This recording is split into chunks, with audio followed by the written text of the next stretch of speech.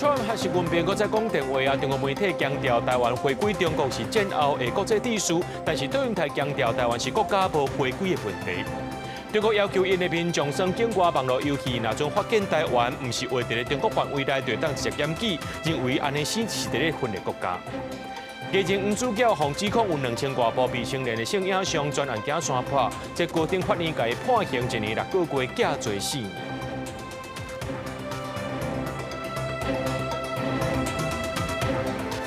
各位观众朋友，大家好，欢迎收看《11月25 AM 新闻》，我是嘉豪。10月底，南韩的这个传习会了后呢，美国总统川普和中国国家主席习近平在台湾时间昨暗搁在讲电话啊。这中国的官方媒体新华社就指出讲，习近平有表示，台湾回归中国是自建了后国际秩序正重要的一部分。不过，川普总统和北京拢讲双方无讨论到台湾议题。也让行政院长对应台是强调，咱是主权独立的国家，无回归这个选项。继续10月南韩传习会了后，美国总统川普甲中国国家主席习近平立时搁通话。川普随后发文表示，两个人进行真好的通话，讨论陆欧芬太尼黄豆的议题，也讲家己会伫明年4月访问北京，也邀请习近平访问美国。The call, it lasted about an hour, and it was a very positive call. The focus of the call was really Russia, Ukraine did come up, but the focus was mainly on the trade deal that we are working on with China and those relations and how they are moving in a positive direction. 对传习通话内容，为川普到北京拢无提起有讲到台湾，也毋过中国官方媒体新华社指出，习近平向川普强调台湾回归中国是二战了后国际特殊重要的部分，佮讲美国理解台湾问题对中国的重要性。华尔街日报报道，这摆是由习近平主动打电话给川普，将焦点放在台湾议题，也毋过川普将话题转向乌克兰。只要是有助于管理中国在区域所带来的单边风险，我们都会正面看待。中方的不实叙事无法改变中华民国和中华人民共和国互不隶属的事实。中华民国台湾是一个完完全全的主权独立的国家，2300万的国人没有回归的这个选项。中方在新闻声明中再度蓄意片面扭曲我国主权地位与相关事实，最主要的目的就是企图胁迫台湾。然而，这些文件以及联合国的相关决议都没有决定台湾的最终政治地位。行政院长杜英台强硬回击中国，外交部是强调，咱国驻美代表处密切关注美中高层活动情形，佮甲美国保持沟通。公司新闻采访报道。讲到最近呢，这日本和中国外交关系正在紧张。美国总统川普24暗时和25早起，先和这中国国家主席习近平，再搁再和日本首相高市早苗讲电话。美日双方除了确认强化两国同盟以外，也针对着印太局势和美国的乌克兰和平方案交换意见。日本媒体报道指出，川普甲高市早苗的电话会谈是由美方伫24个美中元首通电话了后主动提出，对谈時間差不多25分，這原來是10月25以來兩國領袖第2屆電話溝通。トランプ大統領からは昨晩、行われた、米中首脳会談を含む、最近の米中関係の状況について、説明が、ございました。伫台湾有代志讲话，互中国强烈不满。日中关系变正歹的時陣，美中領袖的電話會談，嘛閣再聲明伫安保方面的密切合作。現下の国際情勢の下で、先般のトランプ大統領の訪日、に続きまして、日米間の緊密な連携を確認できたと、思います。トランプ大統領からは、私とは極めて、親しい友人であり、いつでも、電話をしてきてほしいというお話がございました。除了甲美国的高层对话，日本嘛伫联合国做出外交的回应，针对进前中国引用联合国宪章第53条甲107条所讲的德国条款，主张会当动武阻止日本行使自卫权。日本透过外交管道写配予联合国讲，日本政府也是坚持专守防卫的立场，无发生外来武力攻击的紧急状况，都无行使自卫权的问题。中国的解读完全错误。但是日本有关自卫权的准备，特别是瓦近台湾的乌那国岛顶岛屿，要部署射程60公里的空3式防空飞弹。中国外交部2时对这样代志表示，日本伫溪南国岛屿部署攻击性武器，是引起区域紧张的危险行为。中国甲周围的国家拢爱特别警戒。公司新闻戚家人编译。同款是中国新闻，即中国的国安部呢，今仔日发文要求中国伫咧耍网络游戏的民众，要注意即境外游戏。那准这游戏内面的地图呢，无甲台湾列伫咧中国范围，这就是涉嫌危害国家统一主权也个领土完整，是会当去举报的。就专家认为讲呢，这游戏业者为着中国市场，通常袂去甲因得失，也会避免政治敏感的作品。台湾团队做的手机游戏《逆通剑风火》以反共题材，今年4月这个杀出来就引起关心。香港国安处6月以这个游戏包装歹毒港独，违反香港国安法禁止下载，令到吸引民众好奇下载。这个台湾游戏团队斥足2019年杀刑官，游戏内容暗中笑点小熊维尼，引起中国耍的人强烈抵制，被迫落来，到尾伫官网重新上网。那台湾游戏达到中国敏感神经，以日本做背景的外国游戏更提向心事。互人发现耍的人选英雄印度势力，会当占西藏做领土，暗过选择中国，煞无法度纳入西藏，引起中国网友抵制的声音。中国国安部嘛大文要求中国耍的人爱注意境外游戏，佮讲若是有牵涉到危害国家统一、主权甲领土完整，会当直接举报。对于游戏厂商来说，本来就会去避开。关于一些比较政治敏感的议题，就是一个游戏，其实只要做得好，对，大家就是会去玩它，就是不太会去特别需要去讨好大陆玩家，比较少见。电竞主播认为，游戏厂商为了拍入去中国的市场，大部分的避免游戏牵涉到政治议题，但是中国增加注意境外游戏。缅文表示，游戏牵涉到中国版图的时阵，故意画唔对去，甲台湾为中国画出去，甲中国元素的角色，设做阴险感慨形象，拢会当举报。外界解读，中日因为台海议题关系紧张，引起国际的关心。中国是要控管不利家己的言论继续传开。他这样子的一种作为，他其实，他也管不到国际社会其他国家设计游戏的这个共识。那至于说对于他自己国内的一些老百姓在玩这些游戏，我相信这些老百姓他也不会去特别关注这样的议题。但是中国一直伫交代，国防部2号表示，查到共机11台共揽5架出海，嘛罕见的搁再掌握中国一粒空飘气球出现伫台海。公司新闻采访报道。北韩选做外交替代役的林瑞祥呢，涉嫌伫咧暗网卖毒品，去年过境美国被抓起来，目前也关伫咧当地等待判决。咱的北检也当咧甲调查，进前有查考伊的不动产，也有口座，也约谈伊的妈妈到案，而且甲伊列做是洗钱被告，也对于这林瑞祥发布时效40年的通缉。My name is Lin Ruixiang, undergraduate at National Taiwan University. I also consider myself a crypto enthusiast. 上节目点出专业知识，靠资讯专长协选外交替代役的林瑞祥，被派驻友邦圣罗西亚，因为涉嫌卖毒，去年过境美国，互美国逮捕，搁较封起诉。伫当地关押甲他当咧等待宣判，即马北检也对伊发布通缉。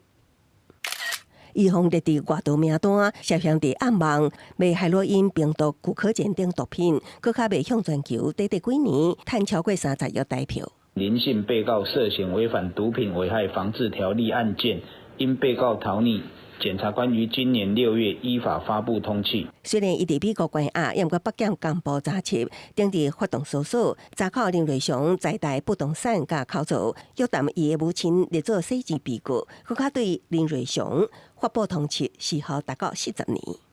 我国刑法原则上采属地主义，但是呢，像是贩卖人口、劫机或是毒品等等，会引起世界公愤的罪。不管行为人的国籍或是犯罪的犯罪地是不是在台湾，都会需要受到我国刑法的处罚。台面上的理由要让后面的诉追比较顺畅，那不会因为有没有通缉这件事情，就影响到你后面他回来你要不要诉追的问题。所以我觉得这个是一个宣示的意义啦。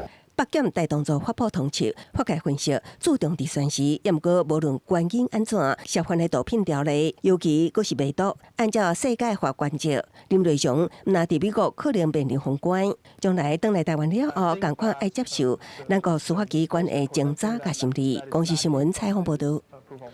日前，黄主角洪指控讲有2000多部未成年的性影像，伊身份认定受害人有35个，上细汉才10多岁尔，互判刑8个月，搁再上诉。而且也发现讲有搁较侪受害者，毋过伫咧宣判进前呢，黄主角的律师声明指出讲，已经甲所有的被害人和解赔偿，也强调黄主角是真心求悔。专案今仔日宣判，高等法院判刑1年6个月，加罪4年。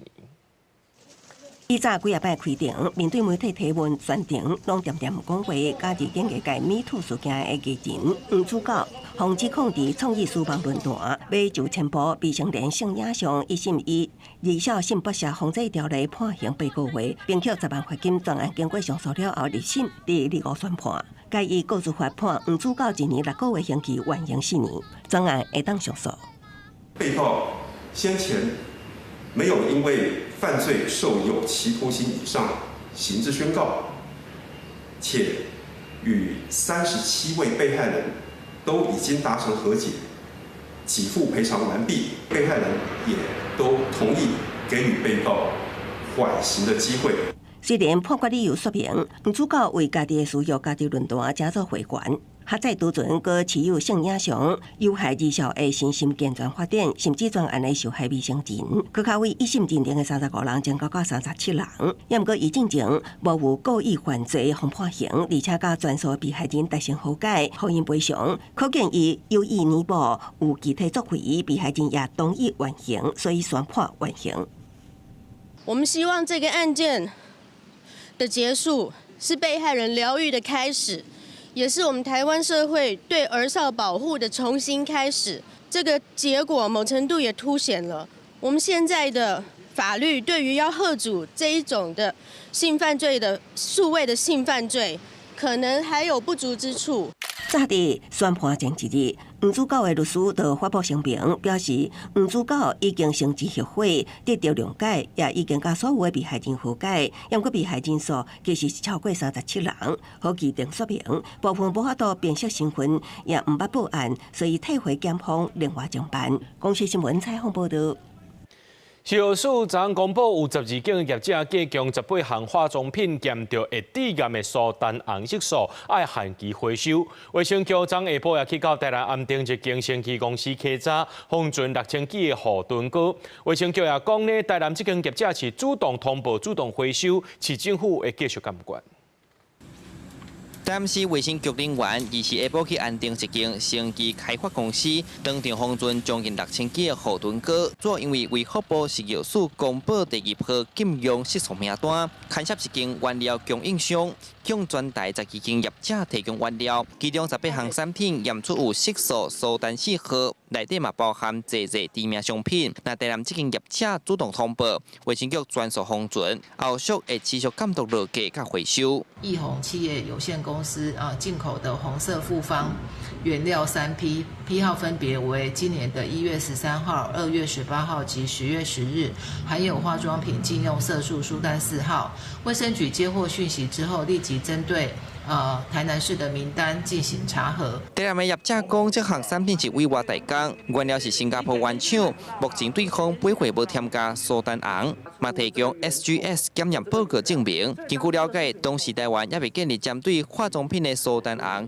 检验标准，虽然业者甲代工厂拢尽力咧找证据来证明产品的安全性，不过受到现行检验机制限制，到大也无都提到明确证明资料。台湾那时候都还没有制定化妆品中含有苏丹红的检验方法，所以台美检验是用食品的检验方法去做的。那检验报告出来之后，代工厂其实也很积极的，在11月4号的时候主动联络食药署这件事情，但是食药署跟他们的反应是，他们不接受食品的检验方法，所以我们现在需要等化妆品的检验方法出来之后，我们才可以送验。这杯河豚糕是2021年上市，业者10月中接到通知，主动落价，因讲落买一批6000支，并无留去市面。业者嘛讲，无论消费者当时买，公司会当专业退费，积极承担责任。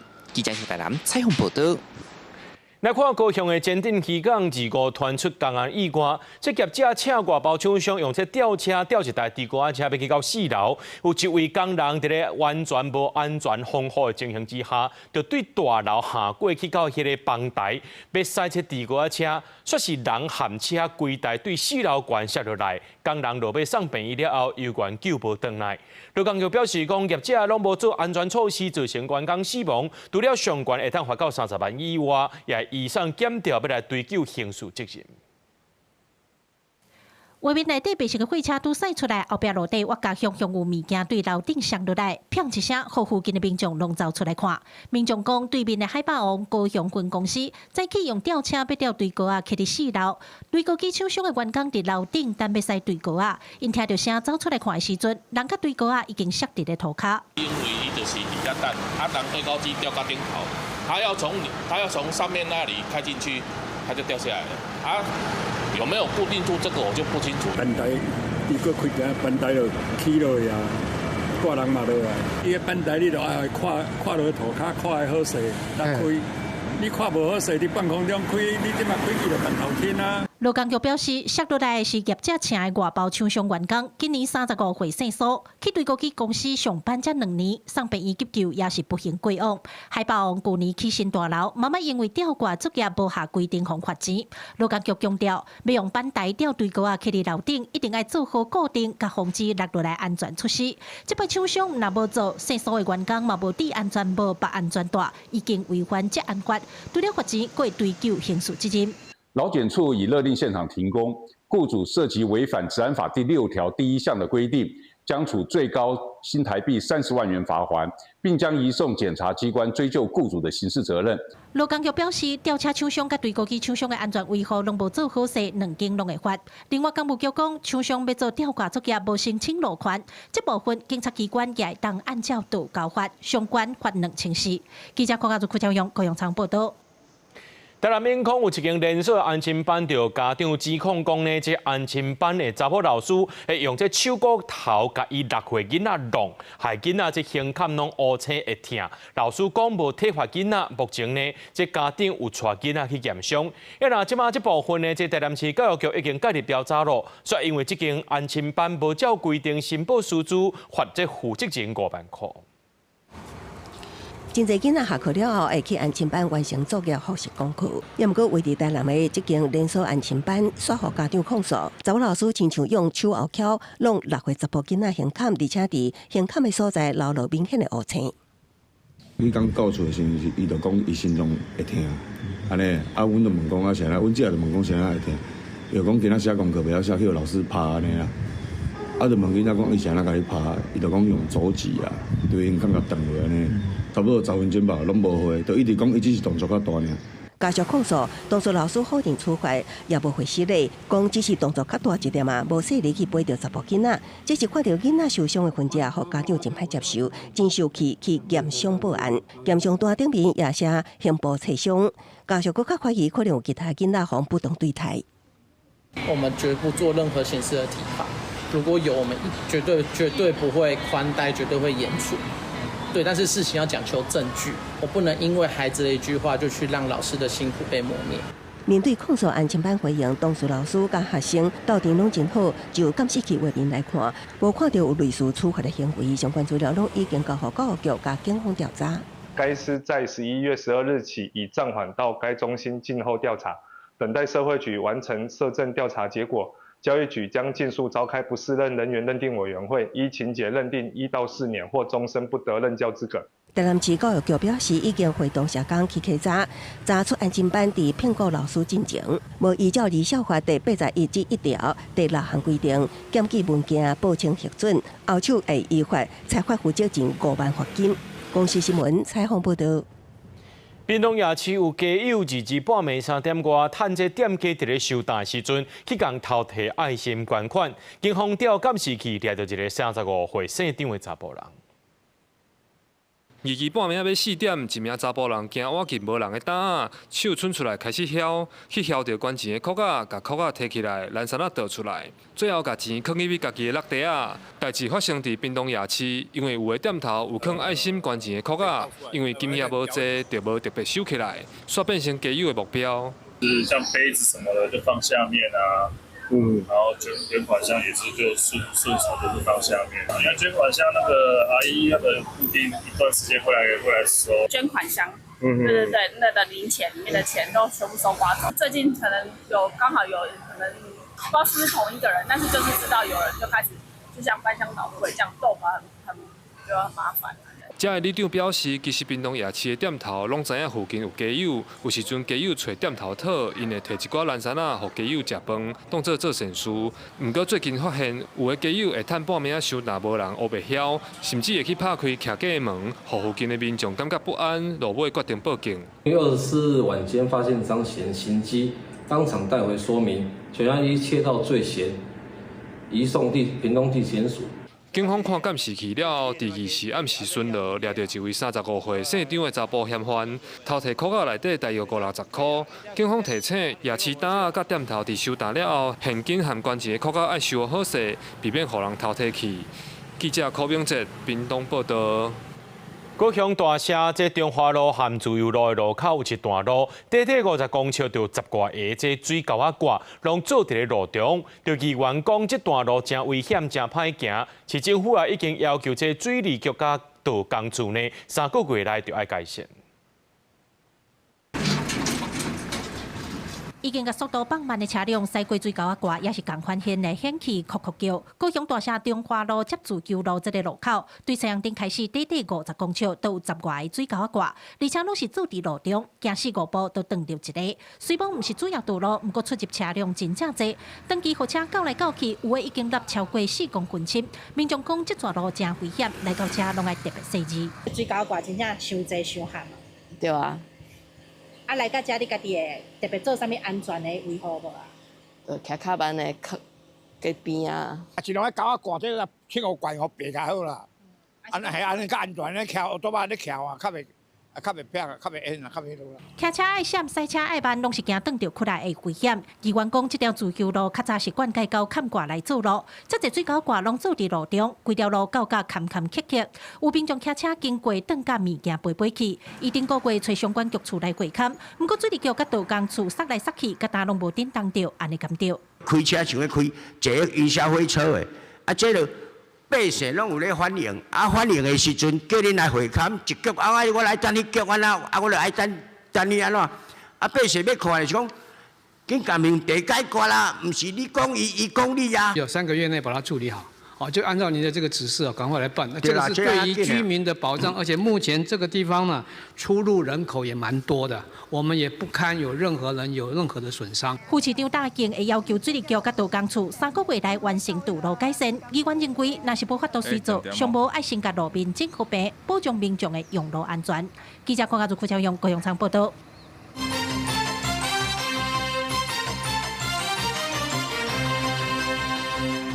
最近呢，中央政府正咧普发现金1万块，也那这新德县的环山乡乡亲呢，会当另外再领到5000块，是因为因的乡公所为了因应美国关税和汇率影响，通过这条预算，今日开始发，大约有12000位的乡亲会当领到。1、2、3、4、5。哦，对。1、2、3、4、5。领到5000块红包，怀山乡亲大人拢笑嗨嗨。加上中央最近发的1万块，怀山乡一个人就15000会当用。有一个阿伯厝内总共有9个人，一个领就是45000。有钱人谁不开心呢？对。领到钱要怎么花呢？领到钱打算怎么花？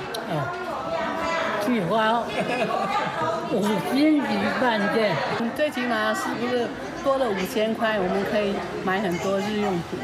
新冠怀山乡因美国关税甲汇率的冲击，拜二开始连续3天发予乡亲一人5000块的生活补助金。有资格领的人拢总有12000人，差不多爱开6000万的医生。这2、3年来的税基盈余呀，我们有将近6000多万，快7000万。所以呢，我就把全乡的人口数大概现在有12000人，把它平均下来，每一个人用税基盈余，我们发给每一个乡亲呢，每一个人5000。我们横山乡的一户大概有3到3.2个人一户，所以呢，一户我们平常可以拿到中央的是3万，再加上地方的1万5，大概4万5。我相信这4万5虽然说对某些人不是多，但是呢，对我们乡下人讲，这个45000块啊，至少可以让他们过1年的水电瓦斯等等。其实怀山乡伫4年前特别因为新冠疫情，一人发1000块的纾困金，过当年是各发一人2000块，今年各发5000块的生活补助金。有人牺牲，别人挂心财政的问题。记者狄君和新竹报道。着立委执期讲，目前的补助对国内旅游的帮助是真有限。交通部表示讲，对明年3月开始，平常时若春去大，就相关的补助，鼓励民众平常时休困。若民众是认为讲有一寡景点交通基本面也是爱改善，即国内旅游的意愿才会增加。宜兰打卡真有名的汤围高公园，毋是假日的时阵嘛是有真侪民众来遮浸卡，真侪人拢讲比起来平常时的人较少，浸起来嘛较轻松。不要跟人家挤啊。就觉得假日省塞车这样。对啊，我们应用没带纸啊。不过当地的大商讲，平常时含假日这游客数量是差真侪，想要炒热商机嘛炒袂起来。为着要刺激各地的热度，交通部要对明年3月开始，包括平常时的大休和生日等等，拢有相关旅游补助，嘛鼓励大家加休假。国人，如果你有特休，可以在平日来休假的话，大家要勇敢去休假。好，那我们当然交通部这边能够做的是住宿的这个补助的方案，希望鼓励大家在平日去住。但是开指出讲，交通部的补助方案是希望民众加来利用平常时的大休。另外，各地的大休计小相关的问题，伊认为必须要回归市场机制，尊重商业行为。另外，民俗业者指出讲，假日的大房率会当突破90%，但是平常时是敢若占一半尔。对政府明年的大房优惠补贴方案，因是乐观其成。能够在平日那多一些优惠，那包括地方政府提供的相关补助或者是活动等等哈，跟饭店一起来做结合搭配，都可以吸引更多的客人。旅游业者讲，个人嘛是较惯势伫拜6、礼拜假日去旅行，嘛互旅游资源实行，透过补助也是政策的奖励，提高因平常时去观光的意愿，再当更较有效来提升各地的比例。记者综合报道。咱来关心天气，今日的东北季风，搁再加上冷空气做伙落南，这气温有较降挂。那中部以北平地温度大约是14到16度。气象署提醒讲，明仔载日时呢会变较烧热，不过明仔载暗时开始呢，又搁另外一阵东北季风落南，会一直寒到拜五，天气拢会变较凉挂。今日透早呢，这本岛平地上界的温度是伫咧花莲受风只有16度2，南投德山是16度9。气象署表示讲，这是温度上悬会降到1到12度，中南部甲台东呢上悬也有25到28度。不过东北季风增强了后，今暗时开始呢温度会较降挂。中部以北宜兰气温只有14到16度，南部花莲台东大约是17到19度。早暗拢较凉冷，民众就爱加脱领衫。伫新北市有一个姓王的先生呢，伊是透过食品中心请印尼看护工，伊无满意这看护工的表现，想要甲伊洗头路。不过新北市劳工局认为讲爱先沟通，也爱有证明。民间团体是要求劳动部爱修法来保障雇主有停止契约的权益。纪录片影片一个介绍解说，希望让台湾的雇主会当了解无同国家的民情，建造国家友善的工作环境。劳动部特聘义工制度已经几多年啊，除了会当省中介费用，也会当提供翻译、咨询等各种服务。不过今年这个用特聘制度请看护义工的王先生、王太太，怎么拄到问题无法度解决？小姐，你没有弄饭吗？这个什么？因为妈妈中风爱人照顾，因想要请一个义工，互因小小喘一下。验过才发现，看护工态度不好，有当时妈妈只个想要啉水就等跪半步，直接催申请废品，到这么也个无法度终止契约。只要他没有害我的家属受伤、死亡之类的很严重的事情，他没有违反法律的话，他可以任意的对我们的雇主摆臭脸，态度不好，把他放在旁边1-2个小时，反正他只要没有出健康的问题，他就不算是失职。验过正歹认定情形重大，证据也歹收集，当前家庭正受折磨。雇主协会讲，这是职聘制度系统性的缺失，呼吁应该建立看好无责任快速解约机制。包括我们这些文件啊，要不要健检啊，然后费用啊等等，都是仲介去帮我们居中协调。可是现在职聘他扮演的角度就是两边做了媒合，然后出了事情他也不管雇主，他也不管移工，然后我们就这样继续的求助无门。劳动部回应，雇主若是有照护需求，会当优先运用国内长照资源，就像是选择引进移工，会当选择委托中介主办，或者是找职聘中心协助办理。针对个案若是经过地方的劳动主管机关认定，移工涉有违反劳动福利法等，依照契约负照顾义务属实的人，劳动部将会依法废止诉考，并且限令移工出境。记者综合报道。11月25是国际终止妇女受暴日。根据调查，有58%的查某医生伫咧工课场所捌碰到性骚扰，不过敢若4.6%的人提出申诉。民间团体是呼吁政府爱重视医界性骚扰的处罚机制，建立申诉的管道，也佫爱公开注释。医界性暴力零容忍，预警惩戒不能等。各大医师和妇女团体25早起是联合召开记者会，呼吁政府正视防指控性骚扰医师的监控和调解机制。因为根据台北市医师职业工会在去年做的医师工课场性别友善调查，有高达50%女性医师在工课场拢捌拄到过性骚扰，但是申诉率是敢若4.6%。这当然可能也是跟刚刚提到的一些权利不对等啊，或者是一些法律施行上的困难有关哈。除了医疗院所申诉机制无够透明，卫福部今年8月设立的医师人员性别事件资讯专区，内面的资讯嘛无够齐全，而且点解启动伤过慢，处分嘛伤过轻，现行制度就敢若是保护的雨伞，恐惊会互被害者和唔知影的民众，同时间拢伫受害的风险内面。有郎医其实事发后他更名1次，甚至还有更名2次的这样一个情况。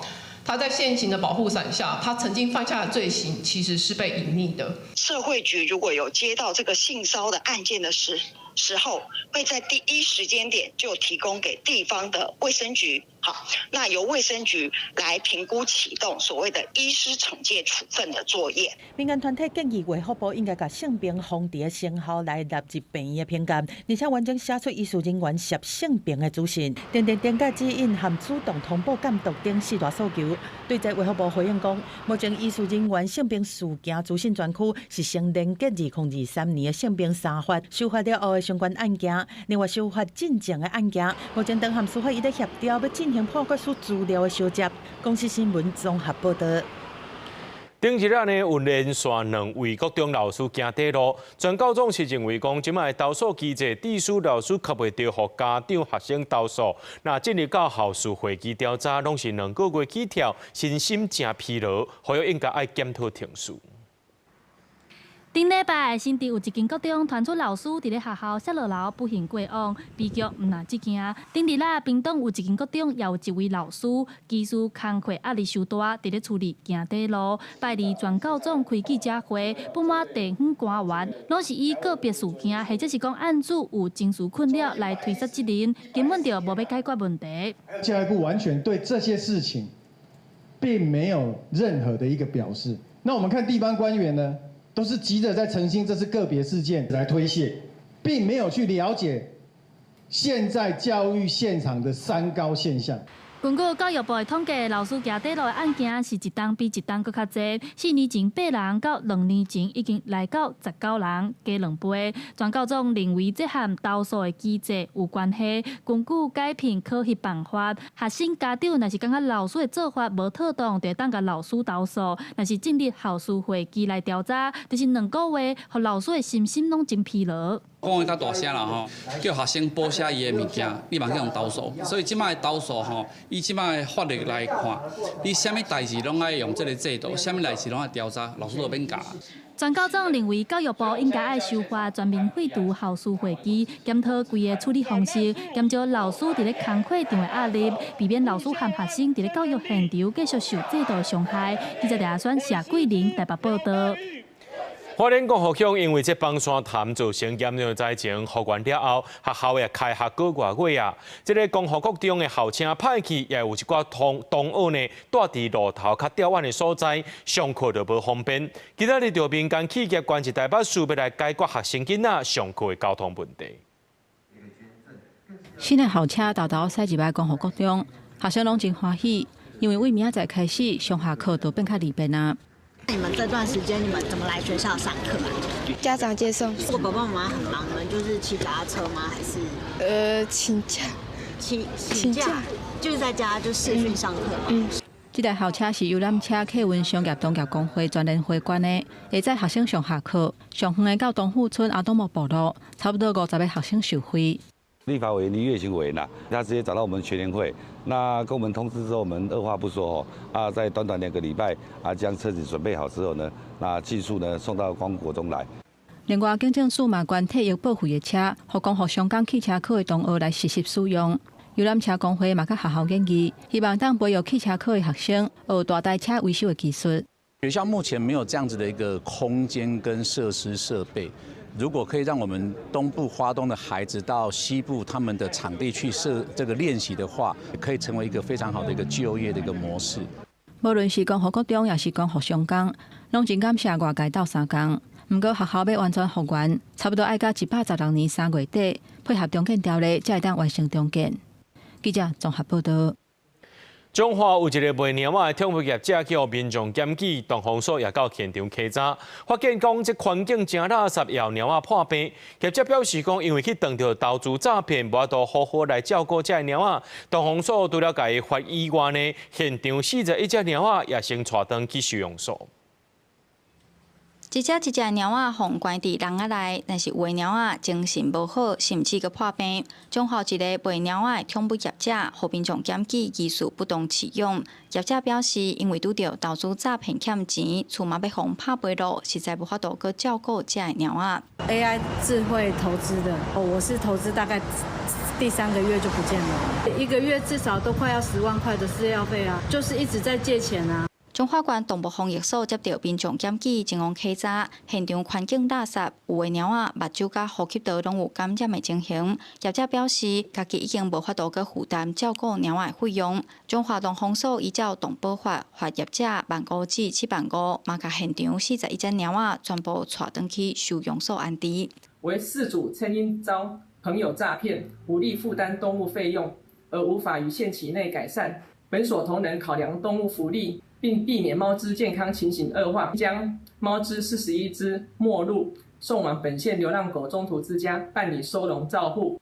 中华动物防疫所表示，已经协助业者申请结束营业，目前41只猫仔拢安置伫中华收容所，会阁安排必要的健康检查甲治疗，完成绝育甲注射疫苗，等猫仔状况稳定，才会开放领养。记者杨淑晴中华报道。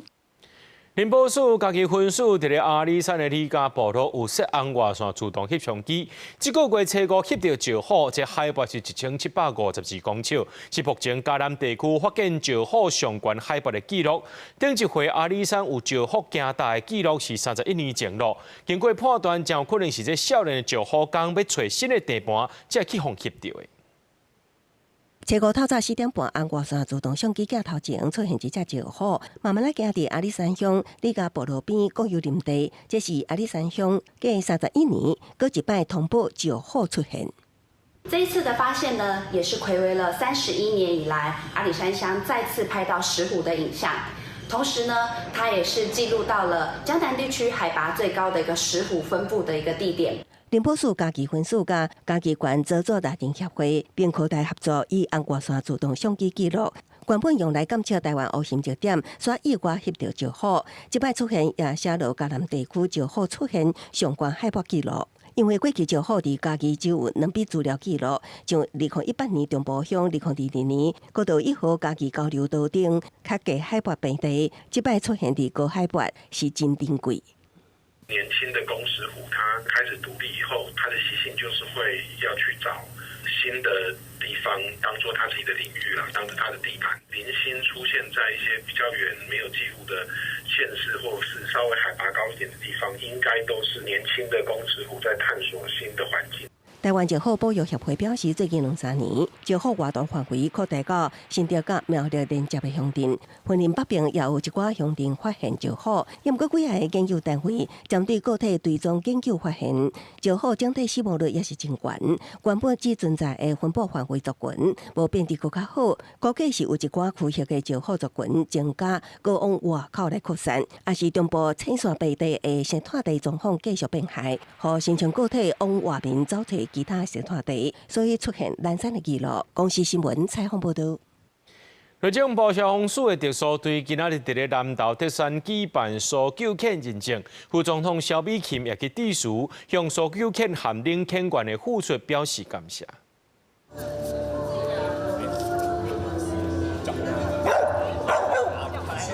领犬员下指令，搜救犬拢会当完美呈现。国家 MRT 搜救犬能力认证活动，29到28，在南投德山的消防署中部闭园中心展开。这届有台湾18组，日本2组，计共20组参加。考核项目包括36点钟连续搜救任务，地方去建筑土石流下的灾害场景模拟搜救。消防署特种搜救队强调，搜救犬必须通过 IRO 初级考试、2届中级考试，而且在8岁以来通过高级认证，才有资格参加 MRT 认证。用狗理解的方式去跟他好好的沟通训练的话，其实各个科目都是有办法突破的。好，了解我们的领犬员，谢谢。副总统萧美琴也亲自发送给参加认证的搜救犬，鸡腿造型的7头米啊。咱台湾的搜救犬有归纳届国际任务的经验，包括112年土耳其地震时就救出2名受困者，去年也参与控诉控3华人地震的救援行动。在 MRT 认证的开幕式，副总统萧美琴也在致辞当中表达对这搜救犬队伍的感谢。谢谢每一位领犬员、每一位教官、志工，以及我们所有的汪汪队伙伴，再一次致上我最深的谢意以及敬意。你们是国家最坚定的力量，也是我们人民最安心的依靠。内政部表示，未来会引进 AI 定位，建立更科学化、系统化的搜救训练模式，也甲其他国家搜救单位互相交流，联合训练，深化国际人道救援合作。记者邢平仪南投报道。伫棒球的普州啊，英国上届出名的就是麦尼花茶。虽然做茶产业已经消失，不过麦尼伫当地也是真济真棒。新北市大观幼稚园为着要互囡仔知影麦尼的故事，老师含囡仔呢就用这麦尼来写台语歌，保留在地记忆。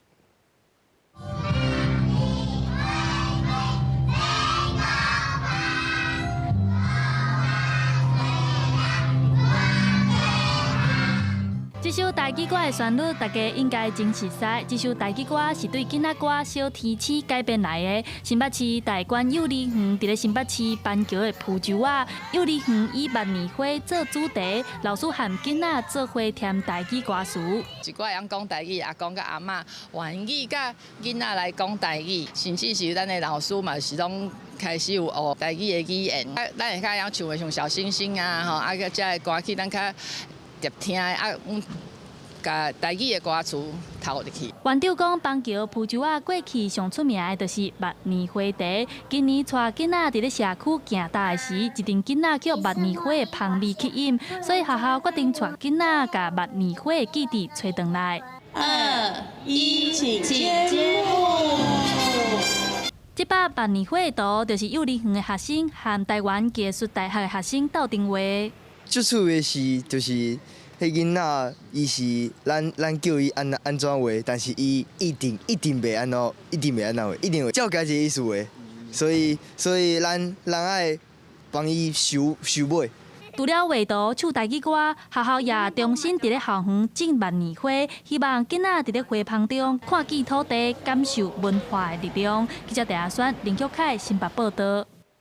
咱来看国际新闻，川普和习近平今年第4届讲电话，外国媒体指出讲，这回是真罕见，是由这习近平主动打电话给川普。也那这个时间点，拄好是日本首相高市早苗讲出着台湾若准有代志这款言论来挺台湾的言论，和中国是非常的紧张，和这日本的关系是当然紧张。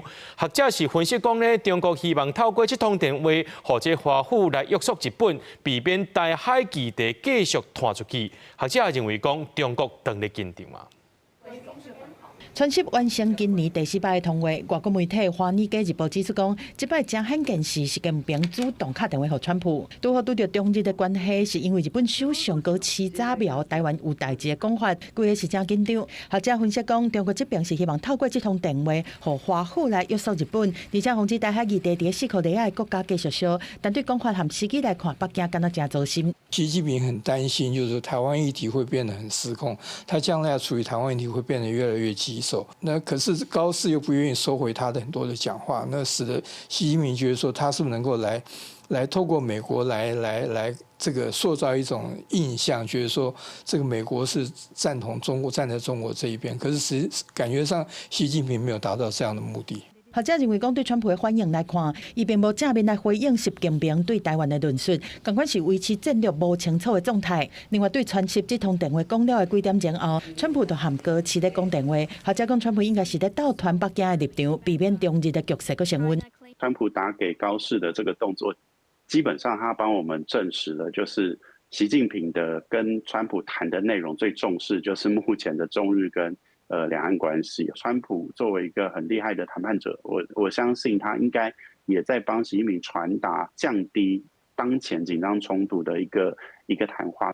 另外，川普预告2020年4月会访问中国，学者讲，中国一定会把台湾议题列入去对谈的议程。另外，会当注意的是，川普嘛邀请习近平明年访美国来做国事访问。顶一摆习近平对美国做国事访问，已经是在2015年总统国是奥巴马的任内。记者综合报道。来看芬兰有一个失业3年外的查甫人，伫咧国会头前举办纪念活动，说是真侪人去甲响应。有人讲，这和芬兰人有正强的人性和社会合作精神真有牵连。世界上快乐的国家芬兰，起拄着严重的经济衰退。芬兰国会外33岁影片制作者叫帕洛马，伊早家己传的食物，甲民众坐伫客仔顶分享纪念家己失业第7000天。I'm here obviously to celebrate something that I never wanted to celebrate in the first place. 芬兰经济为2014年诺基亚手机无去对着触控的流行排斥了后，就规个拢煞停。国家对罗西亚制裁冲击出口甲旅游业，人口老化，社会福利压力升悬，公共财政变正暗。世界银行甲今年的经济成长率向下修到0.3%，10%的失业率，21%青年失业率，伫欧盟内底差不多是表现上歹。不过虽然有这个经济压力，芬兰也是连续刷第8年排上幸福国家的头1名。原因之一就是真慷慨的社福安全网。虽然这点嘛，因为政府缩安财政面临缩减，更加重要是因百姓的韧性甲互相帮助。One of the key definitions of happiness is to have resilience, because life is always presenting challenges, and so to be able to deal collaboratively and constructively in bad times is a great source of happiness. And so, yes, of course, Finland is very high in resilience. 帕洛马伫失业的1000天内底，定来去志工资助营运的免费社区三温暖，享受人人平等相看的自在。伊伫国会头前的小型纪念活动，嘛伫社群吸引100万的人点阅，得到正大的回响甲建议。就是这种的支持，互伊继续对生活保持希望。希望后一届会当以重新就业的家己，徛伫国会的客仔顶。公司新闻是会中编译。感恩节特别到，不过美国当咧禽流感，今年火鸡计小可能会大起，也若共款今年会有2只火鸡送到白宫，予总统特赦。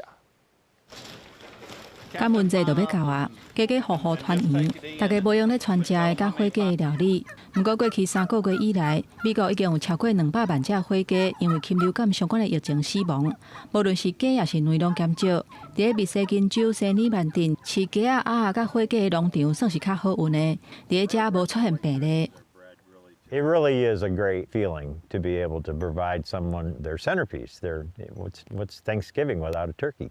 美国农业部预估，火鸡的数量减少会予今年大麦计数起44%。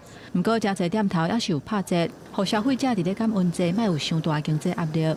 虽然火鸡比去年较俗，不过感恩节其他料理的食材就无一定啊。亲像对进口更材加扣的关税，就致使罐头食品起价。伫密西西比州就有教会咧分感恩节食食，内底有菜色、果子甲肉，也有感恩节一定爱食的火鸡等等。So grocery prices are up 2.7%. And roughly speaking, for most products on that holiday table, prices are going to be somewhat around the same level that they were last year, a little bit higher. 甲等咧台火鸡来比，这两只为北卡来的，红选做白宫传统活动的特色火鸡，因就加真好运，而且已经去甲华府大饭店。These birds were socialized to endure the bright lights and the cheering crowd, and of course the day tomorrow when they get to meet the President of the United States. 接落来，这两只火鸡会得到最高荣誉，由总统川普亲身来赦免。1989年，美国总统老布希头一届正式宣布赦免火鸡，予因被封掠去台，正做饭桌顶的食食。因会当伫咧农场生活一直到老。这个传统有一个讲法。讲上早是伫咧1947年，杜鲁门做总统的时阵，农业团体送火鸡去予白宫的宣传活动。不过，苏当时并无赦免的仪式。公司新闻黄文玲编译。耶诞节就要到哦，不过一寡耶诞活动唔是温暖的气氛，亲像斯洛维尼亚顶礼拜暗就照传统举办这坎布斯之夜，来自欧洲各地恶魔做伙上街游行。龙头的恶魔也定期出场，搁冲起场边吓惊人，引起大家惊甲哀哀叫。斯洛维尼亚首都伊北的戈里查内，日暗魔鬼出动，那亲像欧洲中原的场面，是耶诞节的恐怖传统坎普斯之夜。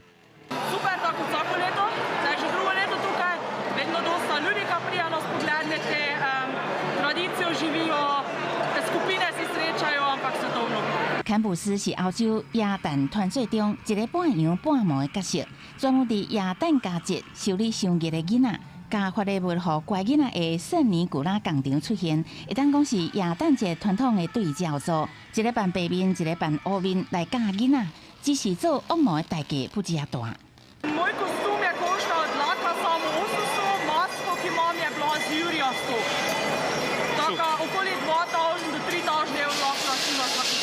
做一届耶诞恶魔，敢若穿插都爱开大票72000起跳，真正贵爽爽。不过也是袂少人当年拢会开钱来假做鬼，甚至佫加赌一早道具来互大家佫较惊。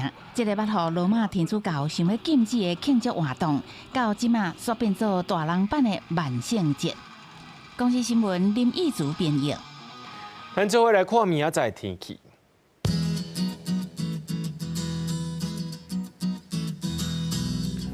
基隆台北桃园新竹对16度到22度，苗栗台中彰化南投云林对15度到26度，嘉义台南高雄屏东对16度到27度，宜兰花莲台东对16度到24度。平阳金门马祖对14度到22度。新闻最后，感谢各位观众朋友收看今日AM新闻，我是嘉豪，明仔暗时7点咱再相会。